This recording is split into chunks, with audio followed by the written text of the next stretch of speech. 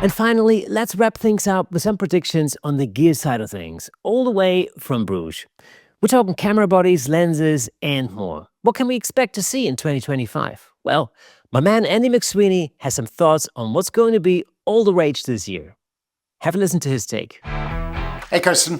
Thanks for asking for my photography predictions for 2025 for the Camera Shake Podcast Nation. What a fine show you're doing over there. And hopefully I've got something reasonably intelligent to share out, maybe even accurate. Who knows? Let's compare notes at the end of 2025, shall we? All right, having said that, let's start off on the gear side of things, because we always start off on the gear side of things. We're such a nerd club. And I'm going to go with camera bodies for my first little subset of this topic. It's actually a fairly safe guess, just to open things up. I think every camera company is going to put out another camera body or two. You know, as far as the majors go, your Sonys, your Nikons, your Canons, your Fujifilms, they're all going to be doing that sort of thing over 2025 is a fairly safe guess. I think to get a little more accurate about things, Sony will very likely go back to their A7 series after neglecting them a bit on the releases in 2024. I have a feeling Canon and Nikon will go with the APS-C crop sensor releases a little more diligently over the coming year because it's just that point in the release cycle. But having said that, feel pretty sure that Nikon is going to release a megapixel beast with their Z7 III hotly rumored release over 2025. That I think could be pretty cool, especially if they match up to the rumored 60 megapixels on offer. And then when we get to my beloved Fujifilm that I love ever so dearly, well, followed their rumors pretty heavy since I'm in the system. And it seems pretty damn likely that we'll get another rangefinder out of the XC series with number 5 coming out, very likely in the first half of 2025.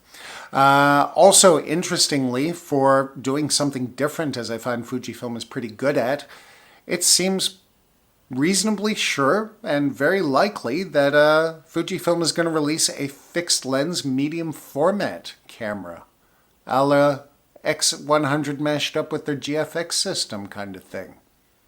That I think could be pretty cool, and I'm sure lots of dentists will buy one. All right, moving on to the lenses while we're in the gear side of things. You know, I think it's largely business as usual. Most of the majors will do their usual releases in one way or another at this point in evolution. I think the major third-party Sigma and Tamron will probably do something fun and interesting in their own way.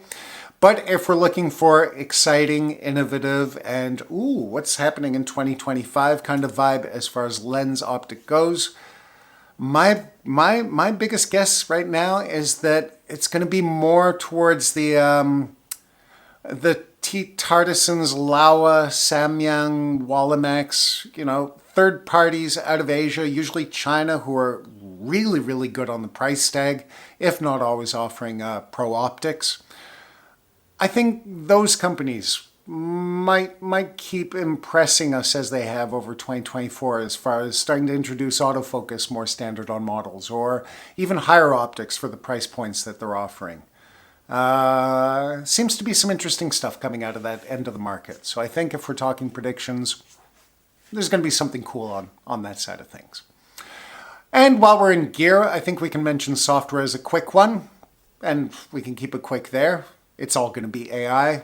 Adobe is going to keep shoving AI into the ecosystem as a feature to keep justifying our subscription bucks.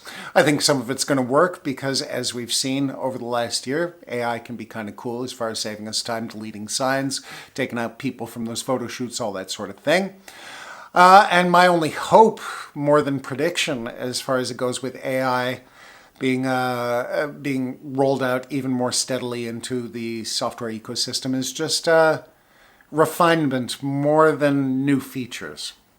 I'd like to see the software just hit that next level of smoothness, refinement, all that sort of thing. Then, especially Adobe, as they like to do, throw out a new feature just to say, hey, we've got a new feature, and feature us in your tech blog. That's all great and well, but yeah, I'd like to see just keep going smooth. That's my request.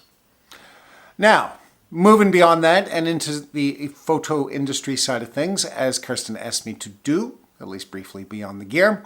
I'm going to keep it fairly brief. In fact, I think economics are going to be the biggest thing in the photography industry to think about over the next year. I think the fact that we're going through interesting social, economic, and political times over the last year with more to come, and especially to come to fruition over 2025, is going to do to economics what it always does in slightly less certain or chaotic looking times by making people tighten their belt. So I think whether you're a photographer doing this casually, saving up for the new lens, saving up for the new body, whether you're a pro, saving up for the new lens body, but also looking to book jobs, or you're a camera maker trying to get that new gear out there on the market, sold out so you can get your bonus at the end of the year. It's going to be trickier. It's going to be trickier. I've seen a lot over the last year in tourism through my regular gig doing the City Tour Photo Workshop and portrait work as Photo Tour Bruges. Sorry to sneak in a plug there. Feel free, Carson, with a link in the description. No, I mentioned that because tourism, I've noticed from the last 12 years of doing this gig, is a good bellwether towards what's happening in other industries. In photography, it seems to hit a good 6 months, year before when you talk about economic slumps and people being a little more careful with their cash. And over 2024 with the photo tour, I've noticed that people have indeed been watching their cash. I'm not going to hide the number. It's actually reflecting a lot of tourism locally and globally by saying business has been down by 15%, whether it's the City Tour Photo Workshop or the portrait side of things. People are watching their money more. So whether you're saving for the new camera, whether you're looking to book the next gig, whether you're looking to shift that next unit on the camera side of things, I think the main thing we have to look out for in 2025 is just people watching their money and the economics of it all getting a little bit tighter. Gee, what a wonderful note to end the year on. Yay! It's going to be tougher. Yay! An already tough industry. Yay! Hopefully I'm wrong on this one, guys, and we're all swimming in cash at the end of the year. Since I work in the industry, I will be happy to be wrong as long as I can afford my next holiday. Thank you very much. All right, Kirsten, that's what I got for you. Hope it's of use, and keep up the great job with Camera Shake and everything that you do. Happy New Year, everyone. Bye-bye. Thank you so much for tuning in. If you enjoyed that clip, then press here for the full episode in glorious Technicolor. Hey, and don't forget to subscribe.